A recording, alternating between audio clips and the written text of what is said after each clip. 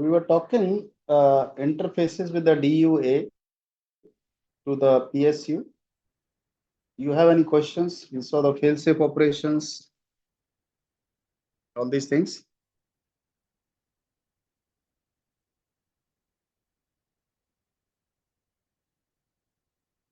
Any questions?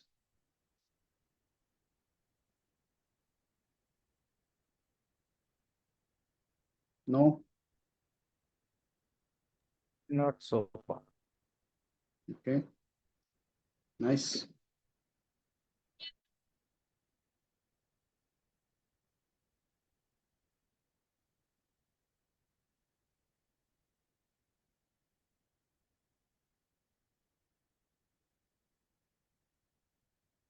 Let's continue. So let's see the interfaces with the DUB.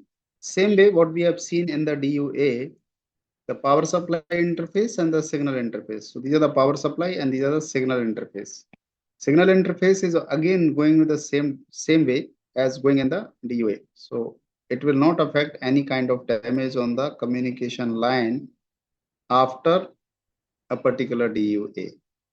If there is a damage, it will not affect this one. This will keep on working. Secondly, it has got interfaces with many users. Users are AIP is there. We'll talk about the AIP in detail. AAP is there. Additional attendant panel is there. Train mast monitoring is controlled by the discrete signal. One discrete signal will come from control unit for either control unit failure or heater failure. Either of the case, it will be unserviceable. Then you have headphone or sorry, handset interface is there. These are all analog signals. Orange color are analog signals. That is a microphone and a speaker is connected. And this switch is a push to talk. Push to talk switch is here. This is the push to talk switch, right?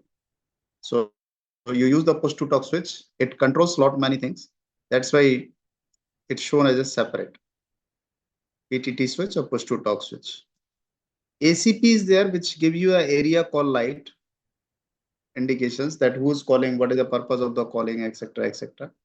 So you see the ACP interface, and then you have an EPSU, emergency power supply unit. Again, like drain mast, the test of the EPSU is also performed, and DUB get a result in the form of discrete signal, whether the EPSU is okay, serviceable or unserviceable when you perform the EPSU test. So these are all interfaces, and there is a coding switch. Coding switch is a part of your base unit. Coding switch is a part of the base unit.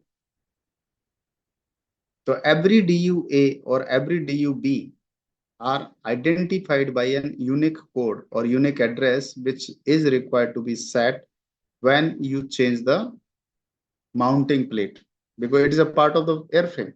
It's not part of the LRU. It's not a part of the DUA and DUB. It's a part of airframe, or it is permanently fixed on the fuselage. Unless we are going to change it for some reason. Maybe the connector is damaged, the plate is damaged, the connections are damaged, whatever it is. Then you require to change this code, otherwise not required every day. Right, sir? So these are all interfaces: AIP, ACP, AAP, EPSU, drain mast, and handset.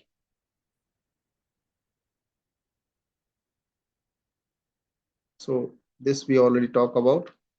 Coding switch we'll discuss.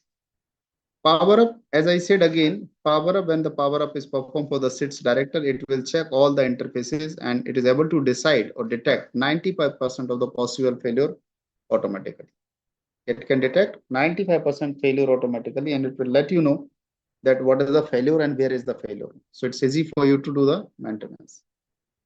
Emergency functions, all DU operate in the emergency mode when DC service bus is no longer powered. If the DC bus is no longer powered, then they will operate in the emergency mode. DU are then supplied from the essential bus. Type A DU PA circuit and type B DU interphone circuit remain operational in emergency. I repeat again, type A DU PA circuit and type B DU interphone circuit remain operational in emergency, because that is the only one emergency condition, emergency situation where they need to be powered. Otherwise, they are not. Only communication is important in emergency. Communication with flight crew to cabin crew and communication with passengers. Either way. Otherwise, they remain dead. They will not be powered.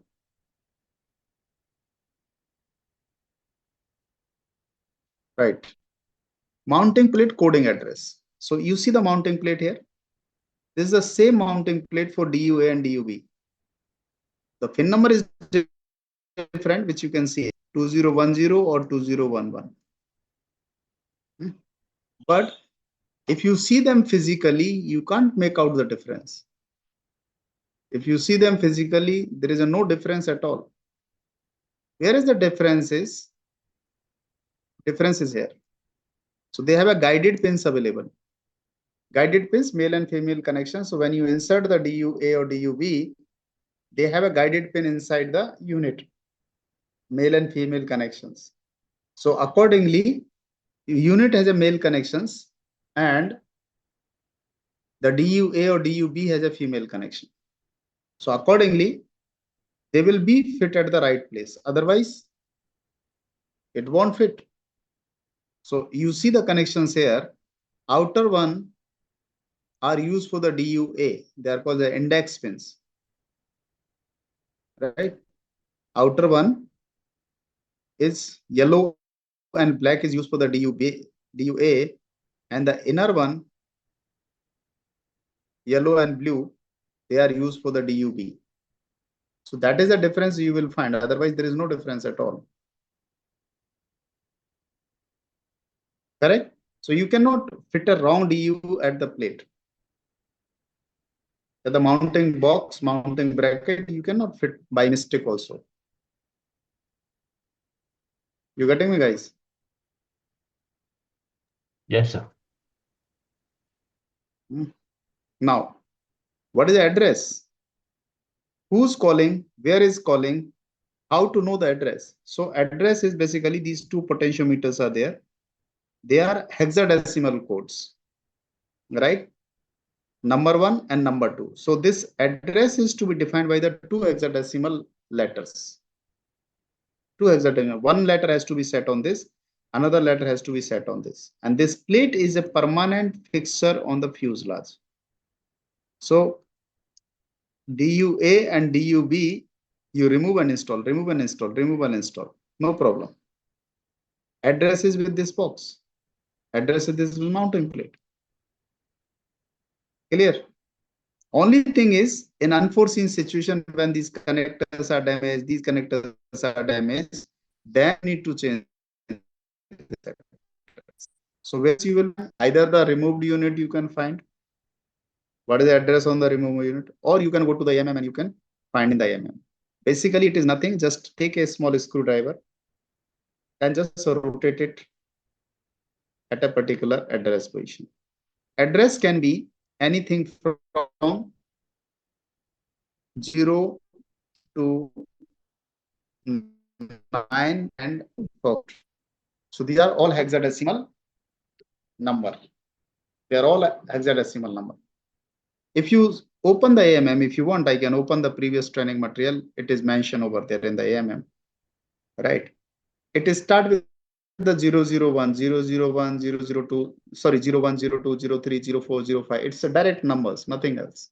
It's starting from 01. Correct?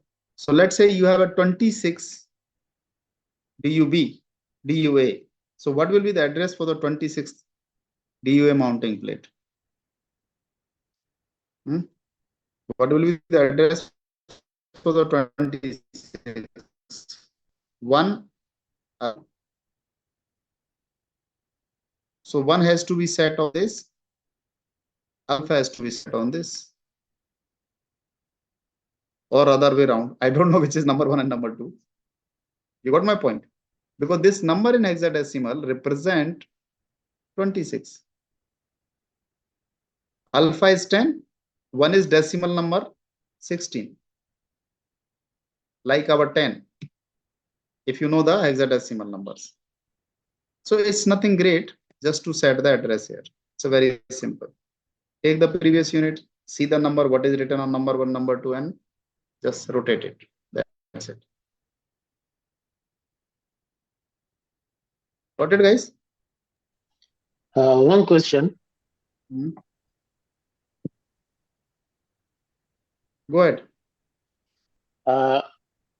Regarding the mounting blade, it's for the addressing, Hmm. and so you can install any DUB or the addressing or the coding will be on the mounting itself. So Yes. you don't need to do anything. No, it is on the mounting. If you change the mounting, then you need to change the address. But if you are changing the DUA and DUB, it's not required. Okay. If you change the mounting, this one, then it is required. But if you change the LRU, DUA or DUB, actual DUA computer, then it is not required. Okay. Noted. Thank you. Yes, Mr. Anton. Sir, can I ask you a small question about this address coding switches again? You said you can rotate it to set the coding hexadecimal code you need. Yeah. Can you explain it a little bit more? Because I have never encountered this before. You have encountered this problem earlier? No, I have not. So